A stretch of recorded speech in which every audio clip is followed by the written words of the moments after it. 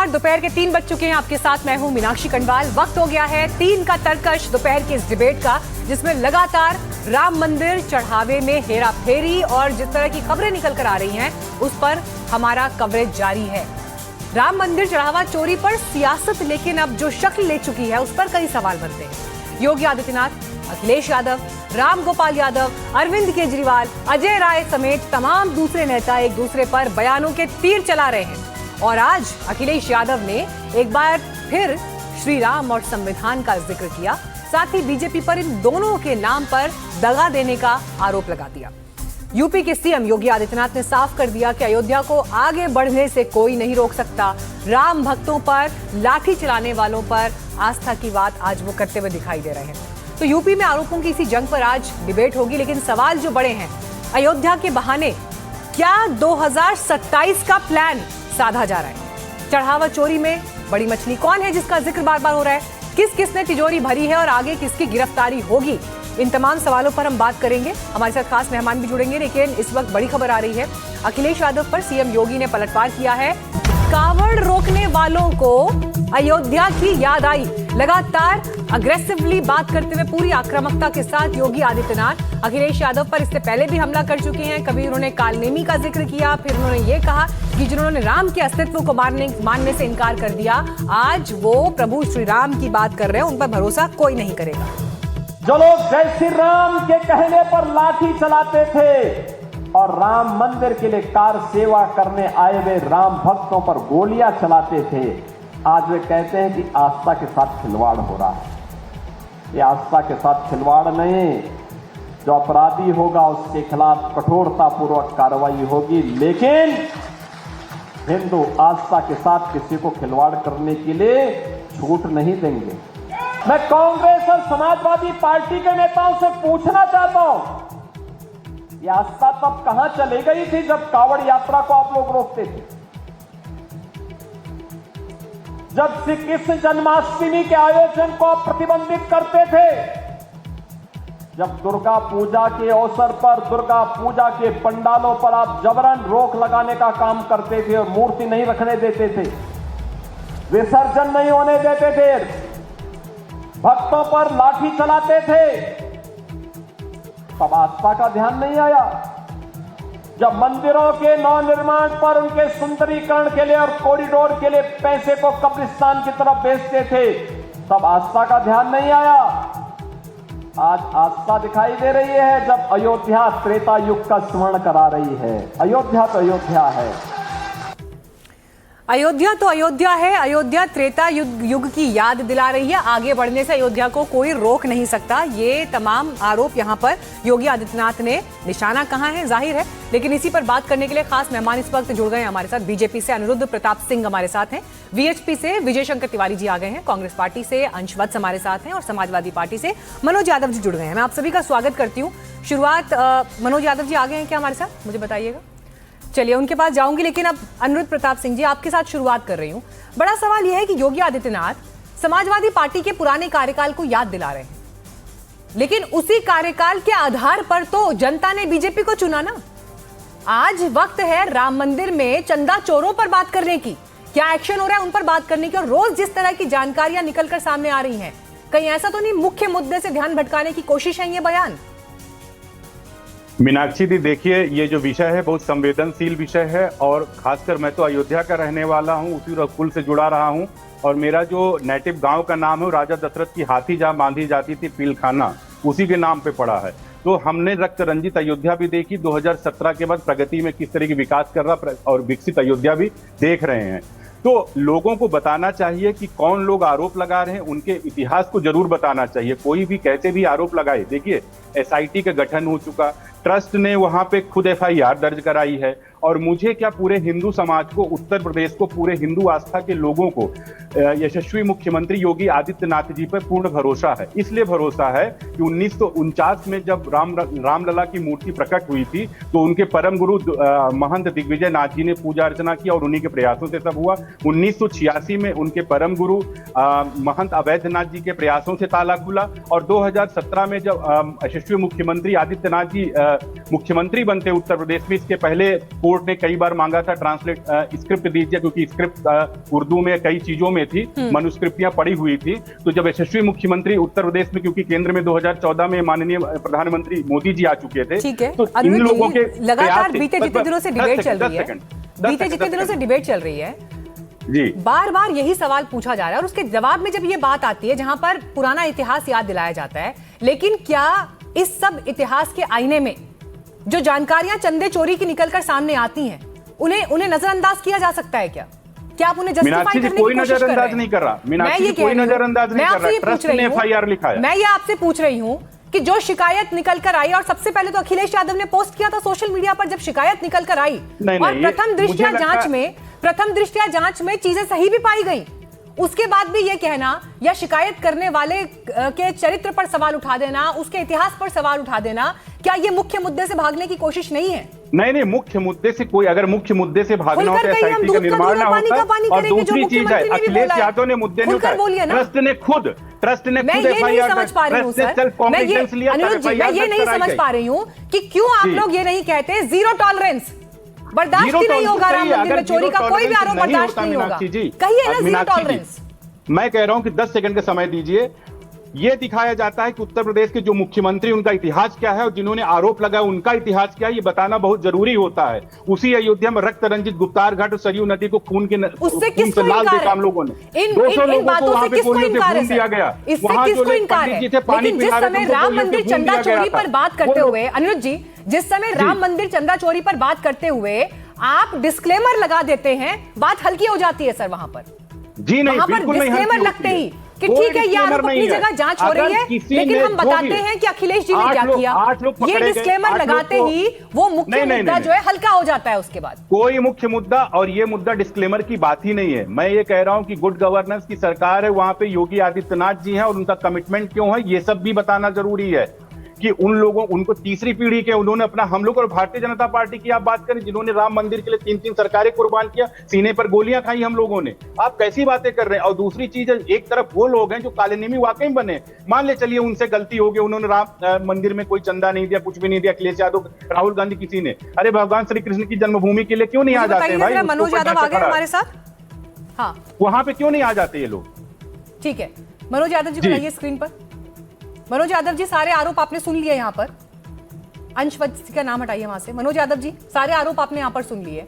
बड़ा सवाल यह है कि एक जांच चल रही है सर, लेकिन क्या अब इस मामले का राजनीतिकरण इस स्तर पर किया जाएगा कि अरविंद केजरीवाल कहते हैं, बताइए अमित शाह कब गए हैं?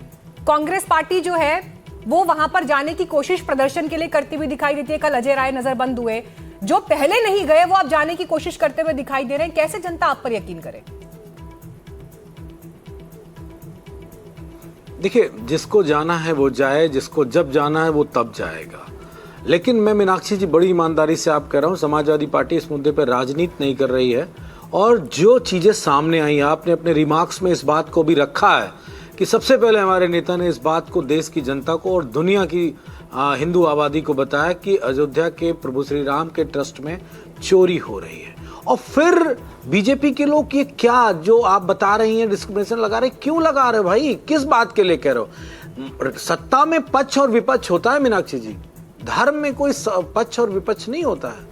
आप या तो हमको भी धर्म का नहीं मानते हैं, अगर धर्म का नहीं मानते तो आप ठेकेदार हो भी नहीं धर्म के, आपके पास कोई रजिस्ट्रेशन तो है नहीं कि आप ही धर्म जो बताओगे वो माना जाएगा। देखिए, बहुत सिंपल सी बात है, जो लोग दोषी हैं प्रभु श्री राम ट्रस्ट के चढ़ावे के, उनको सजा दे दो।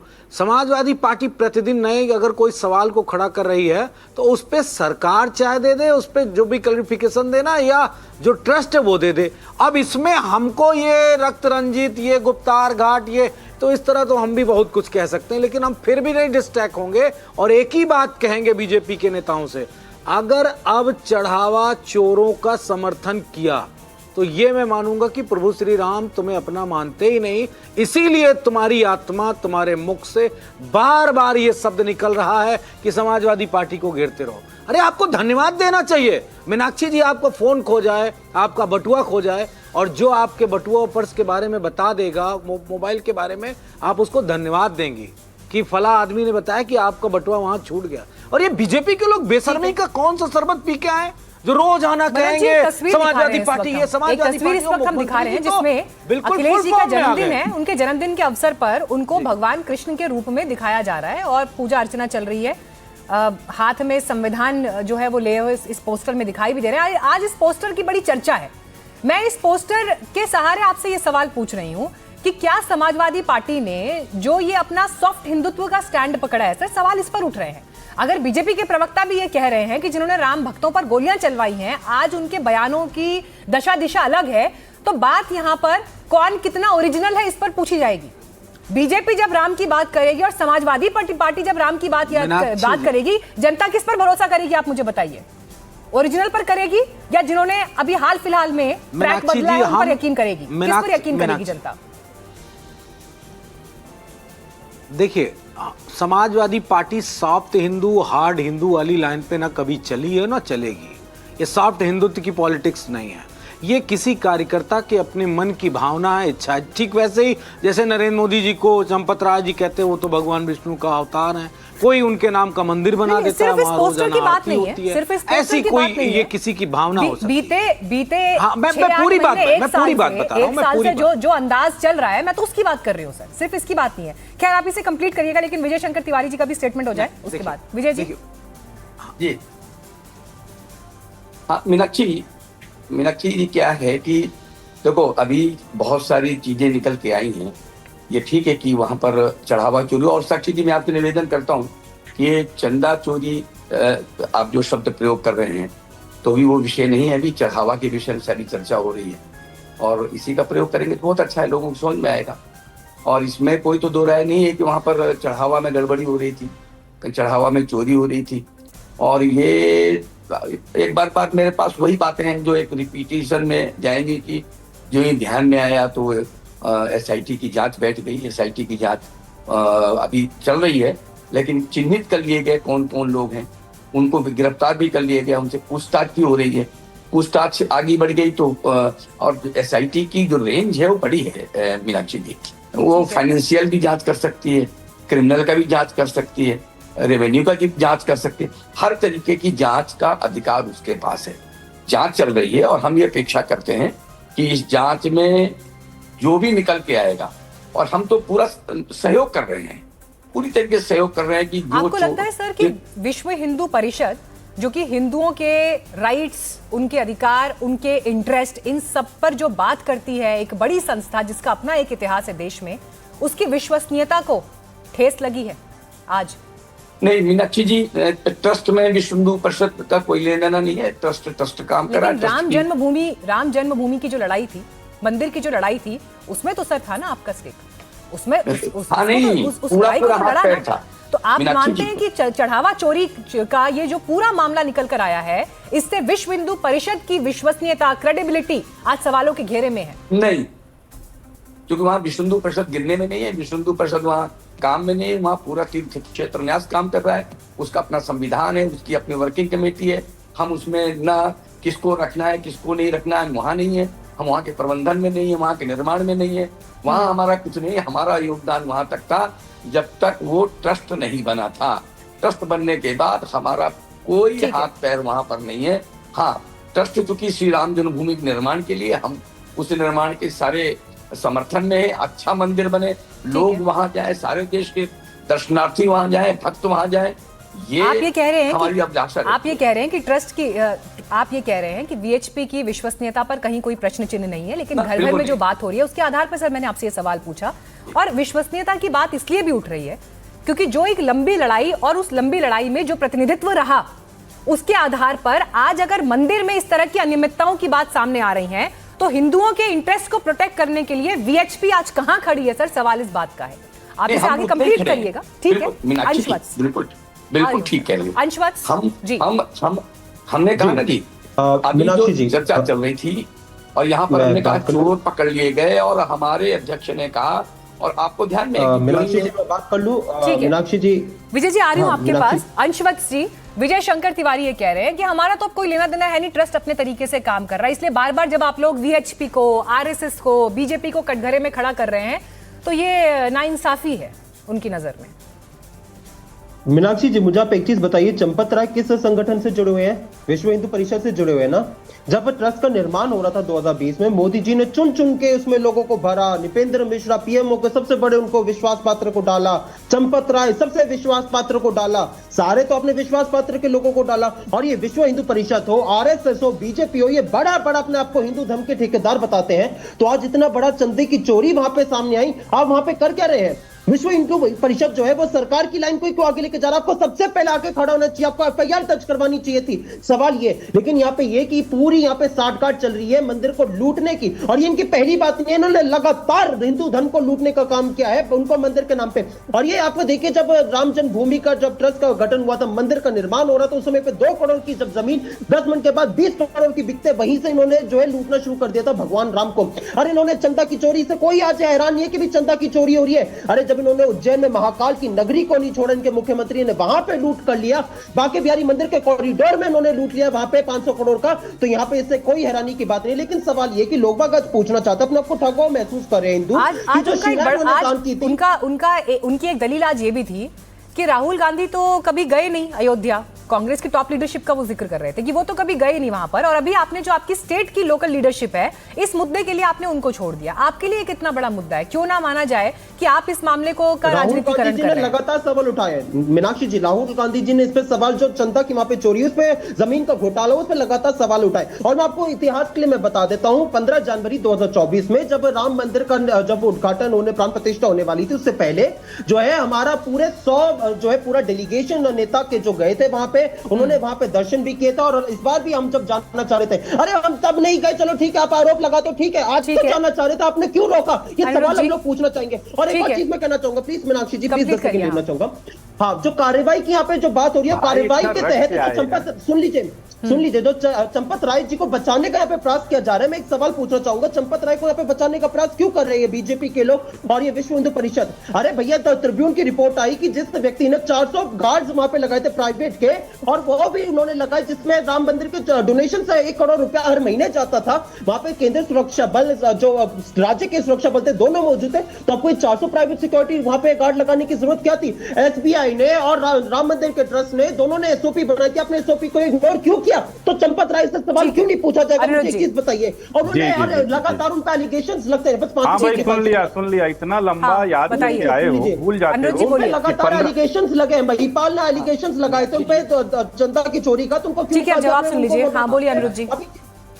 जी, पहली बात है, इस्तीफा ही स्वीकार नहीं हुआ है सर।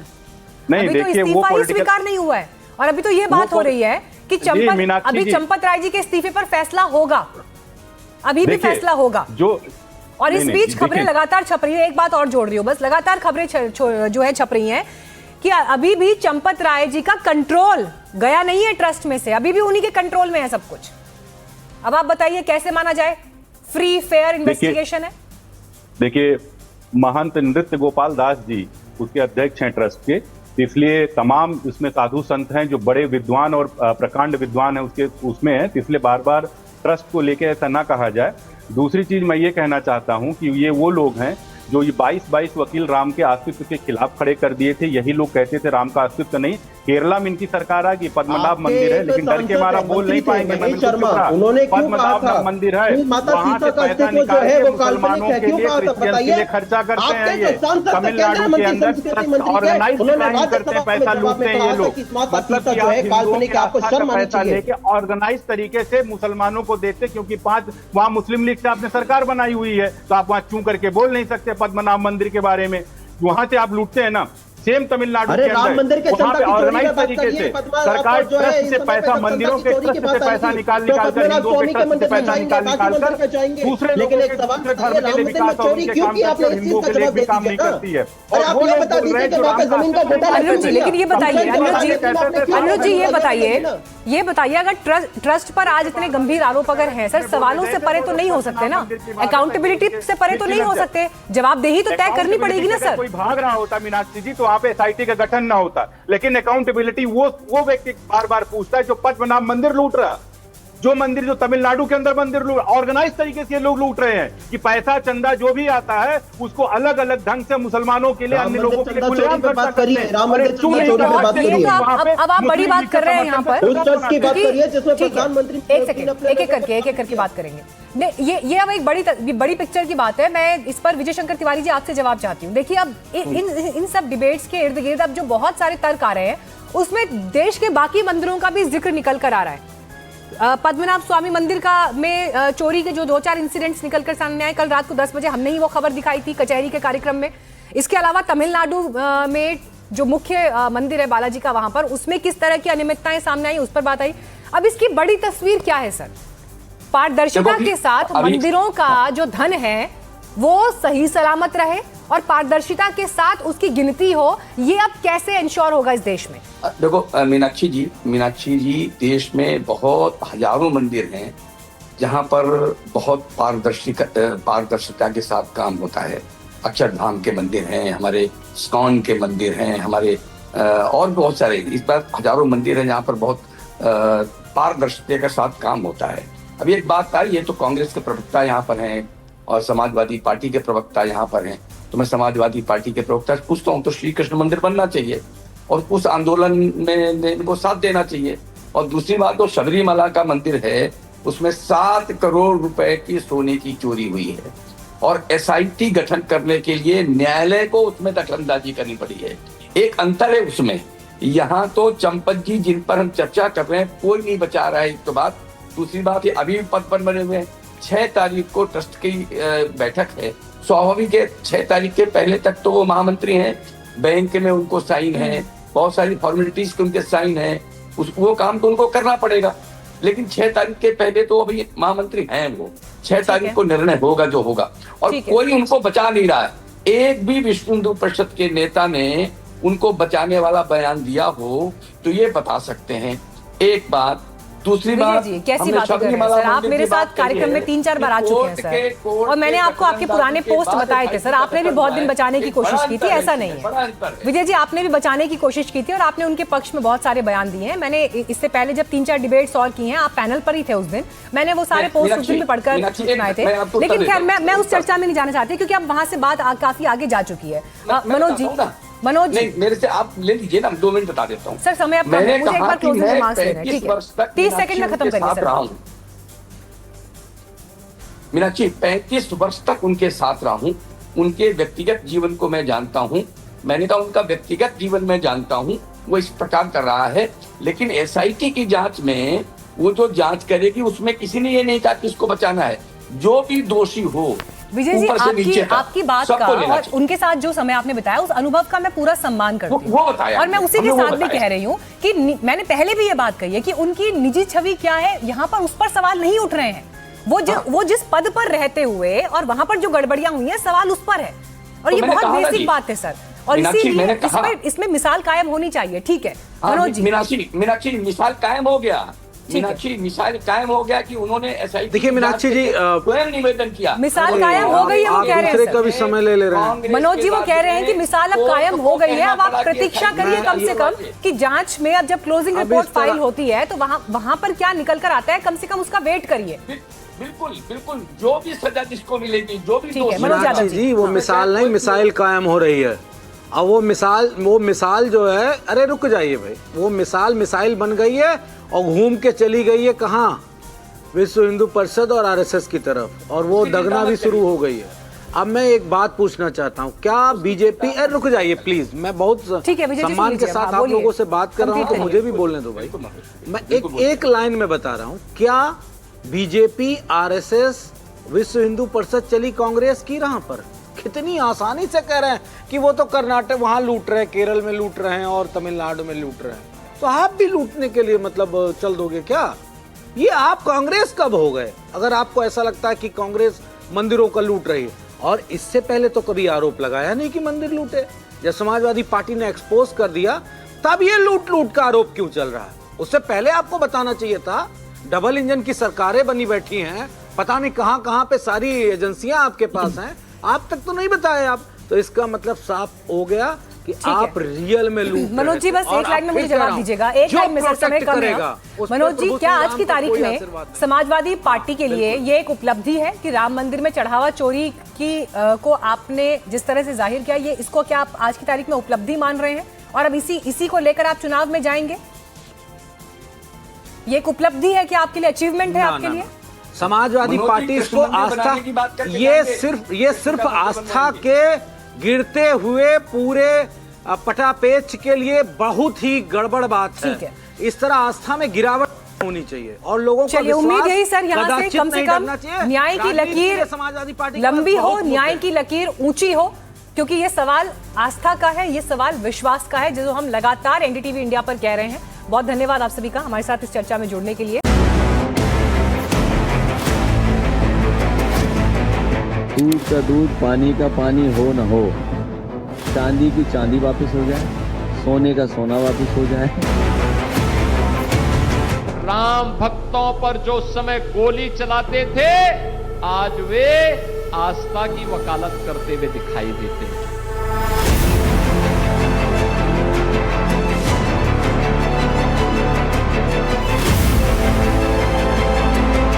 राम जपो बाबरे, राम जपो राम जपो राम जपो बाबरे, राम जपो राम जपो राम जपो बाबरे।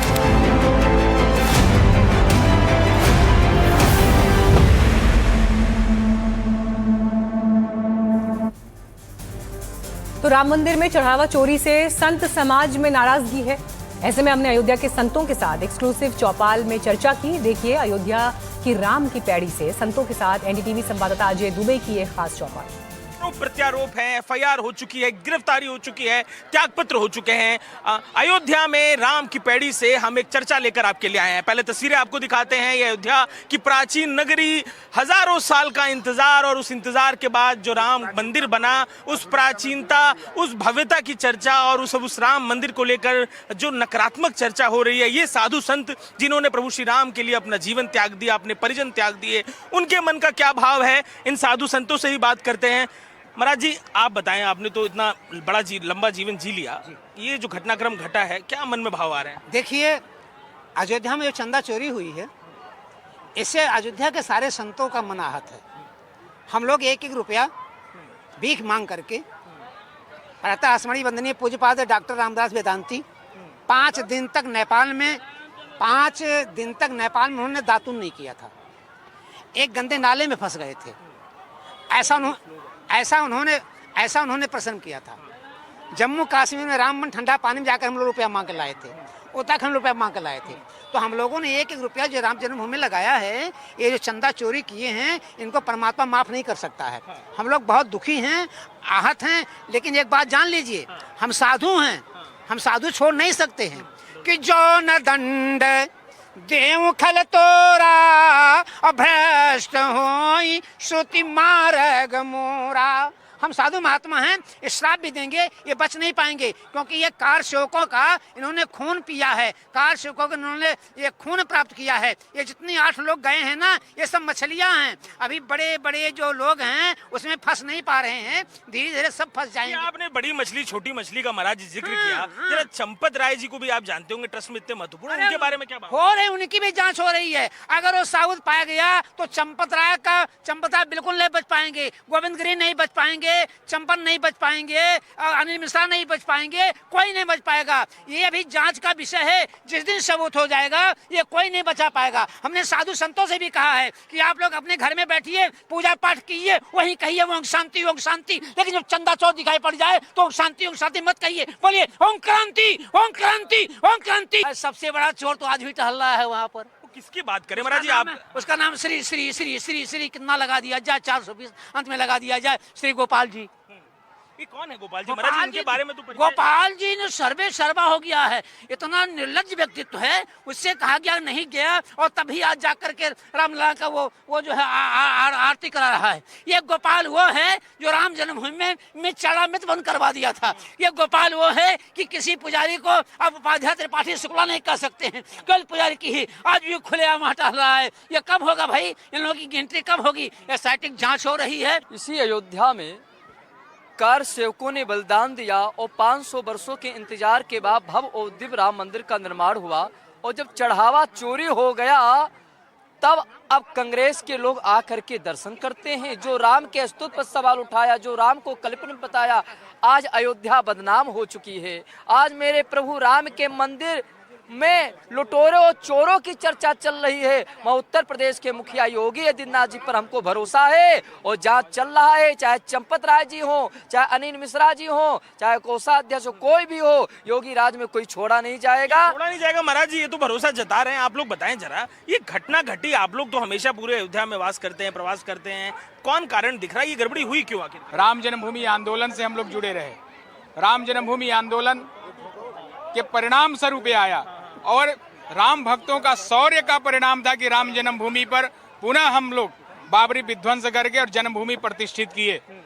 लेकिन जहां शौर्य का कार्य हुआ वहां पर चौर कर्म कितना निंदनीय है, जो सनातन धर्मावलंबियों के हृदय को व्यथित और पीड़ित करने वाला है। भाव की बात करें महाराज जी, आप बताएं, आप लोग तो युवा हैं, ये जो घटना घटी है, जो आरोपी हैं जिनके ऊपर चोरी का आरोप है, गड़बड़ किस जगह हुई है? साधु संत क्या अनुभव करते हैं गड़बड़ी? देखिए, सबसे पहले तो आप जान लीजिए, ये जो घटना हुई है विश्व का सबसे बड़ा ये घटना है, क्योंकि विश्व के आस्था का केंद्र अयोध्या और अयोध्या में भगवान राम का दिव्य मंदिर था। आज संपूर्ण विश्व टकटकी लगाए खड़ा था, अयोध्या की तरफ मुंह करके खड़ा था, अयोध्या आना चाहता था, राम को जानना चाहता था, राम के चरित्र को जानना चाहता था, राम के आदर्शों को अपने जीवन में उतारना चाहता था। लेकिन दुर्भाग्य, उसी बीच एक ऐसी घटना आती है जो समस्त सनातन धर्मावलंबियों का, समस्त राम भक्तों का दिल विह्वल कर देता है। बताएं, राजनीतिक आरोप प्रत्यारोप हो रहा है। एक तरफ अयोध्या की बात हो रही थी, ये भी हो गया कि मथुरा जाकर दिखाइए, मथुरा की बात करके दिखाइए, मुख्यमंत्री अखिलेश यादव को कह रहे हैं। देखिए, अब अखिलेश यादव को कहना कि मथुरा जाकर के दिखाइए, कांग्रेस से राहुल गांधी कहना कि आप काशी जाकर के दिखाइए। अभी जो अयोध्या आए, राम मंदिर के लिए आए, हिंदुओं की आस्था का केंद्र, विश्व प्रदेश पर जो राम मंदिर को जाना जाता था, वहाँ इतना बड़ा कलंक लग गया चोरी जैसी घटना का। हम पहले उन्हें देखें कि हम अखिलेश यादव को दिखाएं, जिसको आप समाजवादी पार्टी कहते हैं। अब उससे आप आशा करेंगे कि उस मंदिर बनवाने का काम करेंगे? वो तो बार बार ये बात कह रहे हैं कि प्रभु श्री राम के भक्तों का चंदा चोरी कर लिया गया। वो कह रहे हैं भाजपा को चंदा चोर, वो मुद्दा उठा रहे हैं। वो ये भी कह रहे हैं कि मुद्दा तो सबसे पहले समाज कहने का अवसर दिया गया तब तो ना कह रहे हैं। वो गरीब किसान जो पैदल चल करके आते हैं राम मंदिर दर्शन करने के लिए, वो जो जिनकी दिन भर की कमाई 100 रुपया है, 1 करोड़ कमाने वाला अगर 1 लाख दिया तो अपनी कमाई का 1% दिया, लेकिन 100 रुपए कमाने वाला अगर 100 रुपया दान दे दिया तो अपना कमाई का 100% दे दिया। और उस गरीब किसानों का जो है पैसा लगा हुआ राम मंदिर में, और वहां चोरी हो जाना, तो ये अवसर दिया गया उन लोगों को कहने का। तब आज अखिलेश यादव जी कह रहे हैं, तब आज राहुल गांधी कह रहे हैं, तब आज कांग्रेस और महाराज जी। कनक भवन दरवाजे पड़े रहो, जहाँ श्री राम जी विराजें पड़े रहो, पड़े रहो बाबू पड़े रहो, कनक भवन दरवा। हम लोग कनक भवन के दरवाजे पे हैं, राघव की नगरी में हैं, कोई परेशानी नहीं है। परमात्मा सबको दंड दे देगा। राजनीतिक दंड देने की बात कर, परमात्मा जो दंड देगा उसको कोई माप नहीं सकता है, और ईश्वर दंड देता है निश्चित तौर से। लेकिन यही है कि मर्यादा पुरुषोत्तम नगरी है। छोटी मछलियों पे तो आपने जाल डाला, बड़ी मछलियों पे कब जाल डालेंगे? तो बड़ी मछलियों को कब पकड़ा जाएगा? साधु संत समाज, अयोध्या से ये आप सुन रहे थे उनकी बातचीत। तो उन संतों के बीच भी हम पहुंचे जिन्होंने अपने मन के भाव को संगीत में पिरोकर अपनी बात रखी। चढ़ावा चोरी पर संगीत के जरिए संतों ने चोरी पर हो रही राजनीति को भी लेकर विपक्षी दलों को घेरा है। के दरवाजे से ये खास कवरेज एनडीटीवी की हम आपके लिए लेकर आए हैं। राम मंदिर को लेकर पूरे देश में फिर एक बार चर्चा है। राम मंदिर में हुए चंदे चोरी को लेकर चर्चा है। वो साधु संत जब राम मंदिर बना तो जो उत्सव गीत गाते थे, जो खुशियों में मन के भाव जाहिर करते थे, उनसे भी संवाद करें, जरा जाने कि उनके प्रभु श्री राम के इस मंदिर को लेकर देश दुनिया में जो बात हो रही है, दरअसल उस चर्चा का सार क्या है। तो देखिए, बैठे हैं यहाँ पर महाराज जी, उन्हीं से सीधे संवाद करते हैं। महाराज जी, जरा बताएं, हमने तो बड़े मंगल गीत आपके मुख से सुने हैं जब मंदिर बना था। आज जरा शुरुआत करें, पहले अपने भाव आप रखें कि ये जो घटना घटी है उसको लेकर क्या सोचते हैं? जी, निश्चित रूप से मन व्यथित है, मन दुखी है। और अगर भी मुझसे कुछ पूछा जाएगा तो मैं यही बारंबार इसकी पुनरावृत्ति करूंगा। राम राम सीताराम राम राम सीताराम राम राम सीताराम। जी, मंगलोच्चारण हमने सुना है सर, इसको लेकर भी कोई भाव आता है महाराज जी? इसको लेकर भी जो घटना घटी है? देखिए, मैं तो कहूंगा इसमें कोई संकोच नहीं है कि हमारी जो व्यवस्था चल रही है वो हमारे राम जी से ही चल रही है। हम राम जी को न लेकर के चलें तो सच में बताऊं कि फिर दुनिया पूछने वाली नहीं है। तो मैं यही कहूंगा, मुझे तुमने दाता बहुत कुछ दिया है, तेरा शुक्रिया है, तेरा शुक्रिया, तेरा शुक्रिया है, तेरा शुक्रिया। मुझे तुमने दाता बहुत कुछ दिया है, तेरा शुक्रिया है, तेरा शुक्रिया। न मिलती हुई दी दात तेरी तो क्या थी जमाने में औकात मेरी। हो तेरा ही दिया मैंने खाया पिया है, तेरा शुक्रिया है, तेरा शुक्रिया।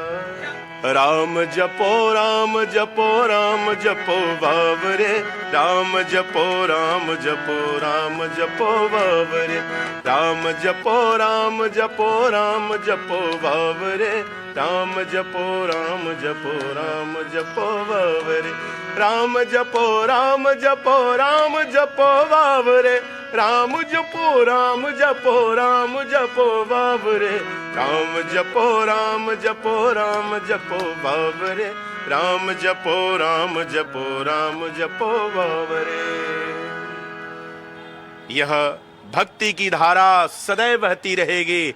ये तो हल्की फुल्की बौछारें हैं, यह एक वेव है, एक लहर है, आई चली जाएगी।